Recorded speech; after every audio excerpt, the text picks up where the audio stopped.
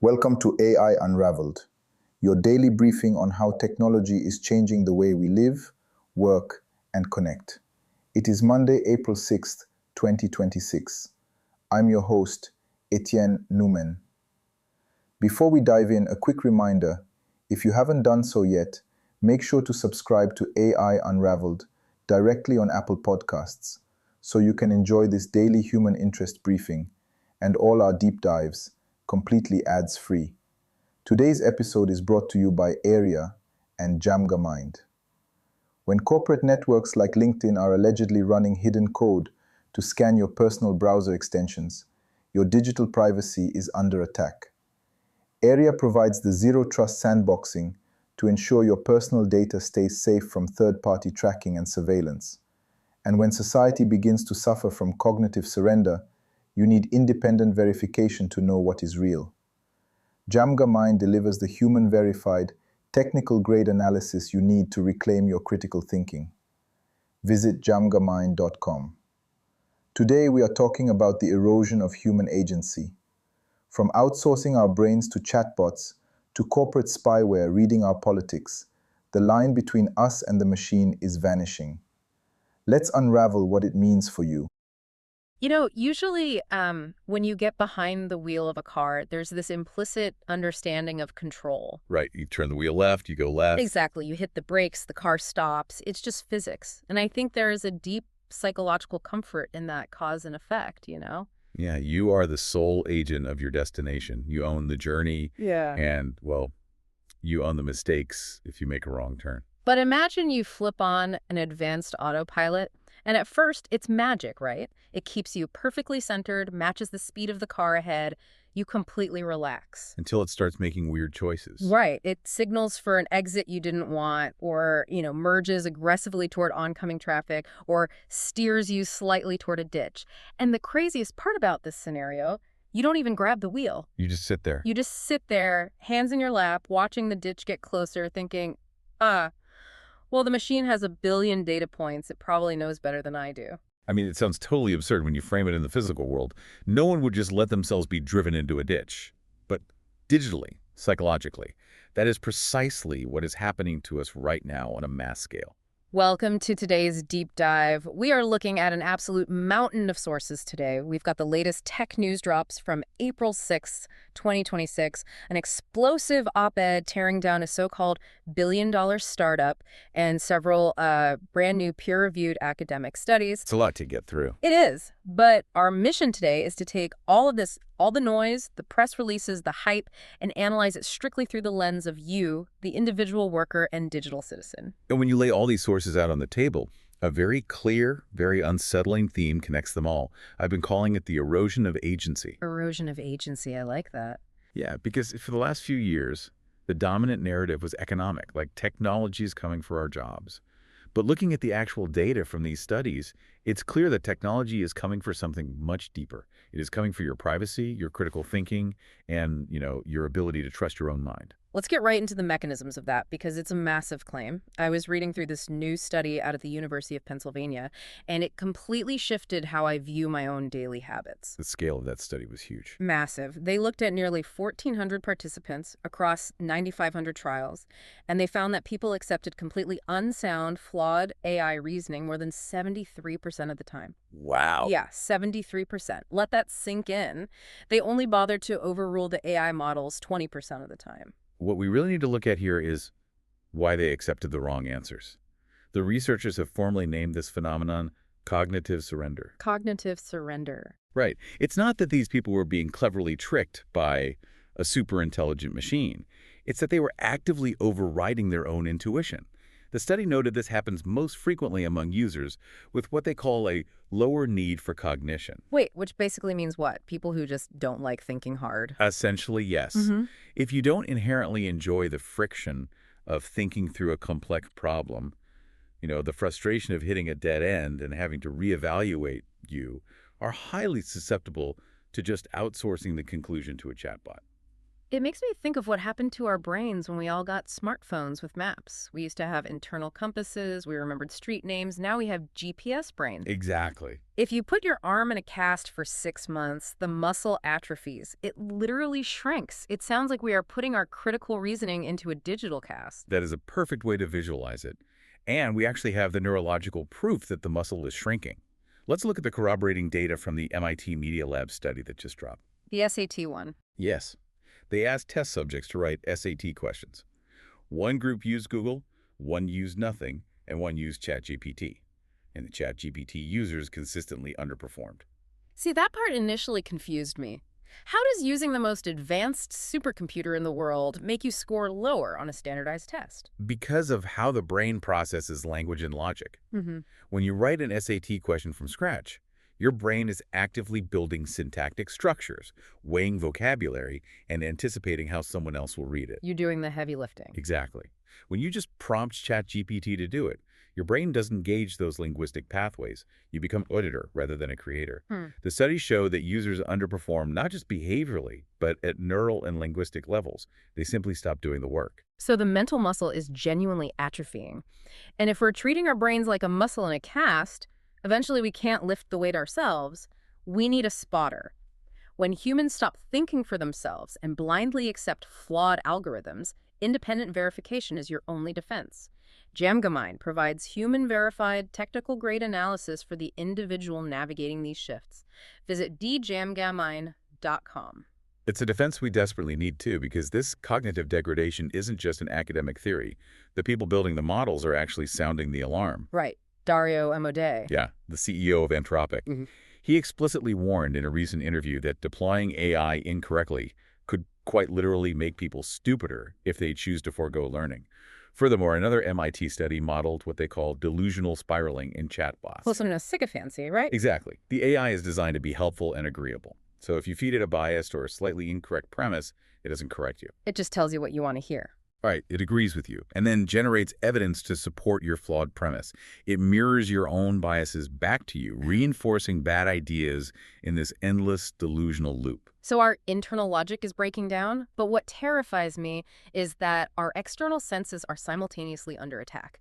We literally cannot trust our own eyes anymore. You're talking about the video stuff. Yeah, look at this release from Netflix. They just open-sourced an AI video framework called Void. And this isn't just a fancy Photoshop tool that, erases pixels. It is a causal physics engine.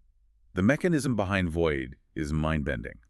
Traditional editing just clones the background to hide an object.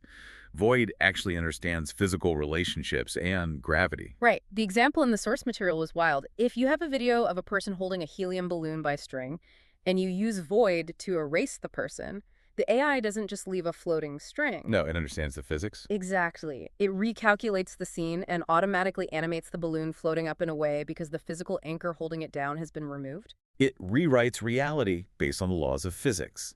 It is mathematically simulating a world that never existed. And we're seeing this bleed into professional life, too. Pika Labs just dropped PikaStream 1.0 in beta. This allows AI avatars to join your Google Meet calls. Which is terrifying. Not just a static picture either, an avatar with real-time voice cloning and live conversational ability. You could be in a high-stakes meeting, negotiating a contract with your colleague, and you might actually be talking to an automated script wearing your colleague's face. Which brings us to the ultimate irony of this entire situation. We're handing over our agency, our logic, our physics, our professional presence to these systems. But the corporations building them are quietly washing their hands of the consequences. Oh, the Microsoft disclaimer. Yes. Microsoft literally just added a disclaimer telling users that their Copilot AI is for entertainment purposes only and shouldn't be relied upon for serious advice. Unreal. The line between human and machine agency is completely dissolved, but the machine accepts zero liability. Okay, so let's follow this thread. If we are surrendering our critical thinking and we're letting machines hallucinate our logic, what happens to the things we actually build? Because we aren't just consuming this tech, we're using it to flood the internet. We are seeing a massive surge in output without any surge in underlying skill. Let's look at the App Store data. In Q1 of 2026 alone, App Store submissions surged by 84% year over year. That's insane. In 2025, total submissions nearly hit 600,000. And this is being driven entirely by what the industry is calling vibe coding. For anyone who hasn't tried it, vibe coding uses tools like Claude Code or ChatGPT Codex. You don't need to know Python or C++ SOT. You don't need to know anything about logic gates. Right, you don't need to understand memory allocation. You literally just type the vibe of what you want. Make me a meditation app that looks like a Zen garden and tracks my heart rate, and the AI spits out the code. The narrative from the tech giants is that this is the ultimate democratization of software. Anyone can be an engineer. But we have to look critically at the ecosystem this creates. Are we democratizing creation, or are we just burying the internet in an avalanche of low-quality AI-generated vibe coding spam? I lean heavily toward the spam side, especially after reading John Coogan's op-ed on Medvi. This story is the perfect encapsulation of the era we're in. He really is. Medvi recently went completely viral. Major publications were profiling the founder, Matthew Gallagher, hailing Medvi as the first billion-dollar one-person company. The pitch was that he was a solo genius using AI to scale the sale of GLP-1 weight loss drugs. But when you actually unpack the mechanics of Medvi, the illusion of the solo AI unicorn shatters. Coogan's investigation points out that Medvi has incredibly thin margins because it isn't actually a tech platform. It is an API wrapper. For those who aren't developers, an API wrapper is essentially like opening a brand new restaurant, but you don't have a kitchen. You just take orders. Yeah, you just take orders from customers, secretly use Uber Eats to order from the actual restaurant next door, and then serve it on your own plates. Medvi is just built on top of other wrappers like CareValidate and Open Loop Health, who are the ones actually sourcing the doctors and shipping the drugs. But the wrapper aspect isn't even the most egregious part. It's how they marketed it. Oh, the marketing is laughable but deeply dystopian. Medvi aggressively deployed over 800 fake AI doctor accounts on Facebook to push these weight loss drugs. 800 accounts. And they didn't even try to make them sound real. We're talking cartoonish, auto-generated names like Dr. Tucker Carlson, MD. The question is, how did an algorithm miss 800 fake accounts pushing pharmaceuticals? Because vibe coding in generative AI allowed them to create 800 distinct personas with slightly different synthesized faces and slightly different conversational text. It didn't ship the traditional copy-paste spam filters that Facebook relies on. But eventually, reality caught up. It did. They just got hit with a severe FDA warning letter for misbranding and a class action lawsuit for violating anti-spam laws. What's fascinating to me is that this is a modern manifestation of a very old grift. The underlying technology evolved, but the human tactic is identical. Yes. It is exactly the same playbook as those shady internet ads from 20 years ago. Harvard scientists discover brain pill, doctors hate him. Exactly. It's that exact same grift, but instead of one guy in a basement manually buying ad space, he's using an LLM to spin up an army of automated doctors in seconds. It is completely devoid of human friction, and honestly, it stands in such stark contrast to genuine human creativity. You're thinking in the gaming industry contrast. I am. Look at the video game Balasho. It was built entirely pre-AI by a solo human developer named Local Thunk. The game sold 5 million units, pulling in roughly $100 million in revenue. Without AI. Without AI. Why? Because the human design game logic is brilliant. It is sticky, it is engaging, it has soul, it wasn't pumped out by a 3-sentence prompt. It was meticulously crafted through human struggle and friction. Yet the massive infrastructure companies are actively fueling the vibe coding spam flood, not the human creators. NVIDIA just launched Nematron 3 Super. This is an open model with 120 billion parameters. To put that in context, think of a parameter like a single connection between two neurons in a brain. 120 billion of those connections means this model can parse incredibly complex logic and generate massive amounts of code instantly. And Brian Catanzaro, NVIDIA's VP of Applied Deep Learning, explicitly stated their corporate goal is to let 1,000 flowers bloom. They want an open ecosystem where anyone can build these automated agents. Which sounds utopian until the platforms literally collapse under the weight of their own spam. We are already seeing the infrastructure buckle. The Anthropic situation. Yeah. Anthropic recently had to step in and aggressively boot third-party agents like OpenClaw from their flat-rate Claude plans. Why? Because these vibe-coded agents were sending non-stop, automated, high-volume requests that were literally degrading the entire system for normal human users. The tech giants can't even handle the flood they've enabled. But here is where we need to connect the dots. All these millions of vibe-coded apps don't just exist in a vacuum. They are incredibly leaky, and they need data. And while you, the user, are distracted arguing with chatbots or downloading auto-generated tools, corporations are quietly operating in the background, systematically extracting your data. Which brings us to the privacy side of the agency equation. Exactly. Enter the scandal they are calling Browsergate. A new cybersecurity report just accused LinkedIn, which, remember, is owned by Microsoft, of secretly running hidden code on your local computer.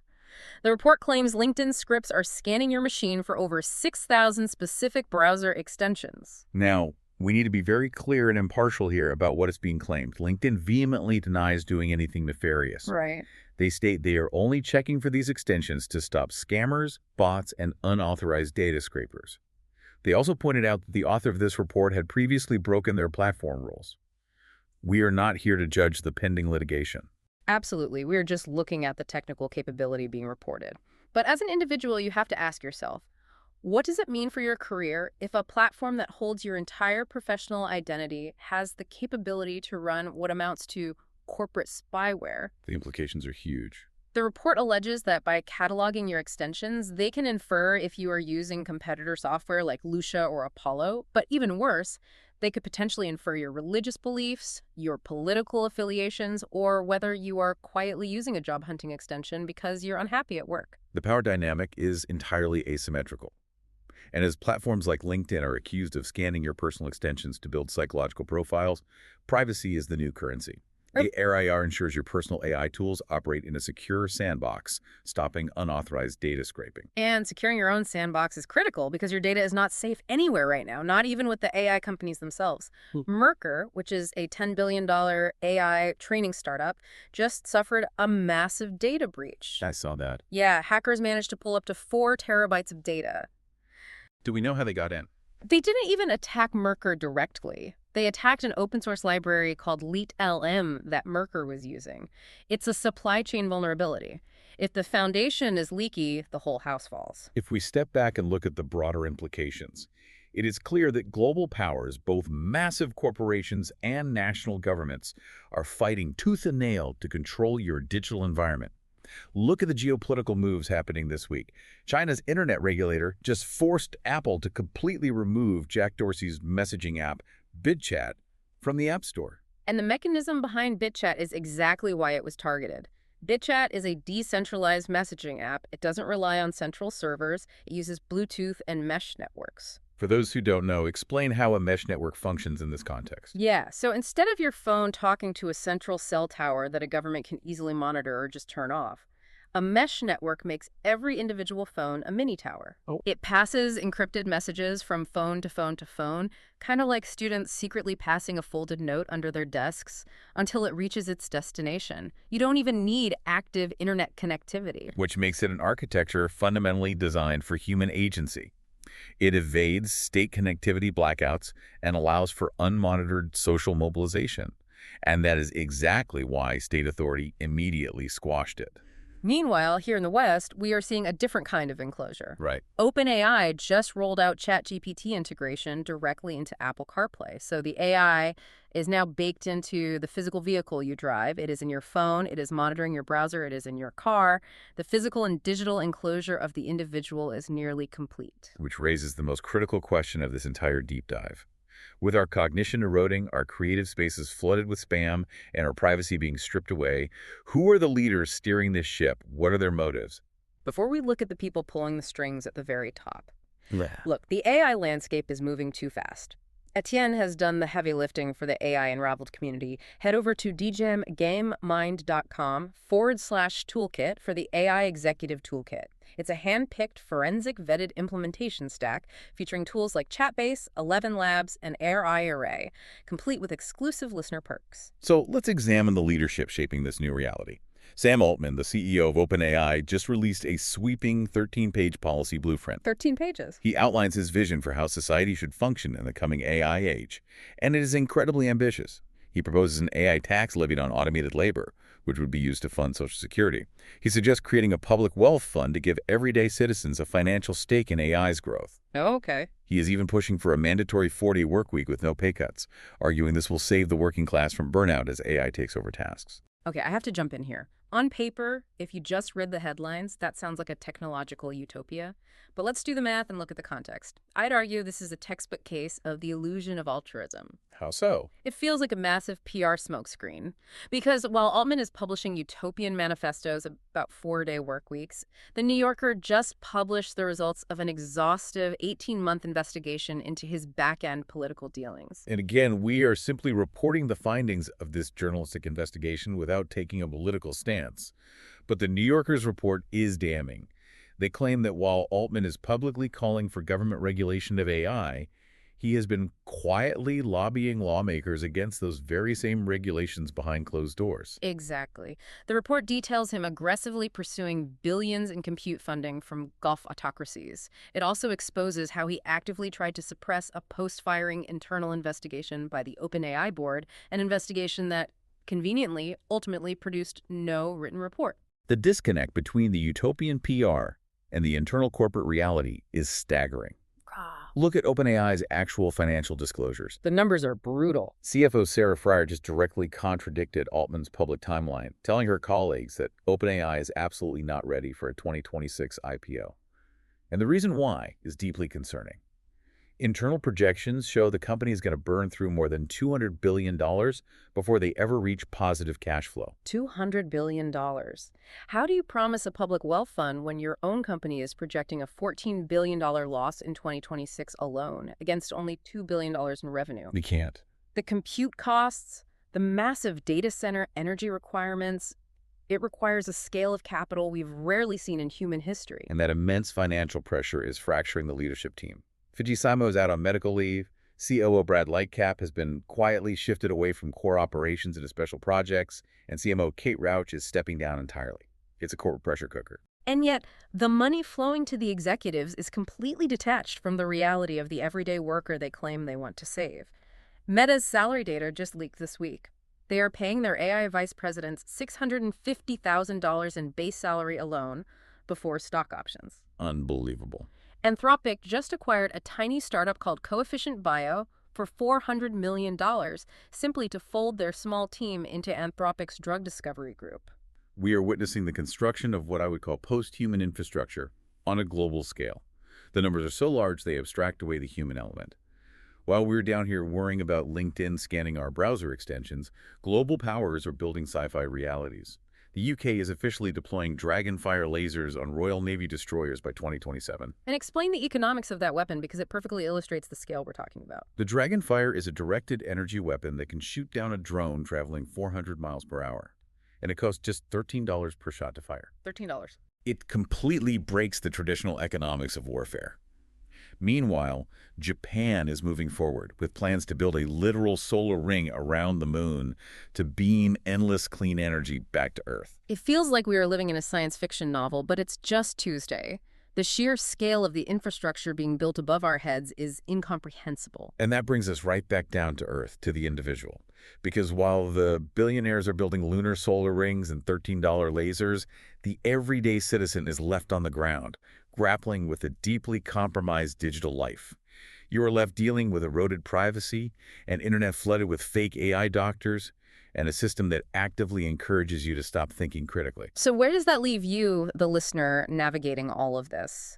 Today, we've explored just how rapidly the ground is shifting beneath your feet. We've unpacked the psychological trap of cognitive surrender, how the brain's logic muscles atrophy when it becomes easier to let a machine be wrong than to do the hard work of being right yourself. Right. We've navigated the flood of vibe coding spam that threatens to drown out genuine, hard-won human creativity. We've exposed the reality of corporate spyware quietly mapping your digital footprint. And we've peered behind the curtain the grand illusion of altruism peddled by the architects of this new world. I want to leave you with a final philosophical thought to mull over as you go about your week. The tools of tomorrow are undeniably powerful. But if you let an artificial intelligence do all your reasoning, if you allow corporations to monitor and monetize your every digital breath, whose life are you actually living? That's the real question. In a world where an AI avatar can attend a meeting for you, perfectly clone your voice and negotiate on your behalf, efficiency is no longer a unique human trait. Efficiency belongs to the machine. So perhaps the ultimate luxury and your only real defense is intentionally embracing your own unfiltered, unoptimized human friction. I love that. That friction is the steering wheel. Don't let go of it just because the autopilot promises a smoother ride into the ditch. Subscribe to AI Unraveled on Apple Podcasts to enjoy this human interest briefing completely ads-free for you. Until next time, keep your hands on the wheel. That concludes our human interest rundown for April 6th. The signal for today is critical intuition. The greatest threat of artificial intelligence isn't that a robot will take your job. The greatest threat is that you will willingly surrender your own mind. When 73% of people choose to trust a flawed algorithm over their own gut instinct, we are conditioning ourselves to become passengers in our own lives. And while we stop thinking, the corporate platforms are scanning our browsers to figure out exactly how to manipulate us next. Do not surrender your cognition. And if you want to take control of these tools, instead of letting them control you, I've got you covered.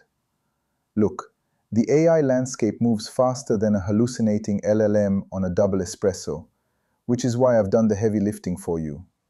Stop scrolling through generic top 10 lists and head over to the AI Executive Toolkit at jamgamind.com/toolkit.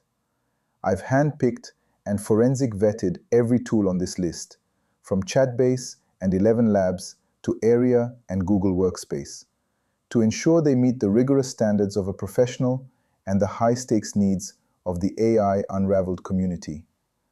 Consider this your curated implementation stack, complete with exclusive listener perks. This episode was made possible by Area and Jamgamind. If you want to keep your daily news human and completely ad-free, hit subscribe on Apple Podcasts. I'm Etienne Newman. Stay human and keep unraveling the future. And before you go, if your company is building the tools that power the workflows we talked about today, I'd love to showcase them to this audience. We don't just run ads, we build technical simulations that prove your value. Let's build something together. Visit jamgamind.com/partners to get started. Until next time, keep building.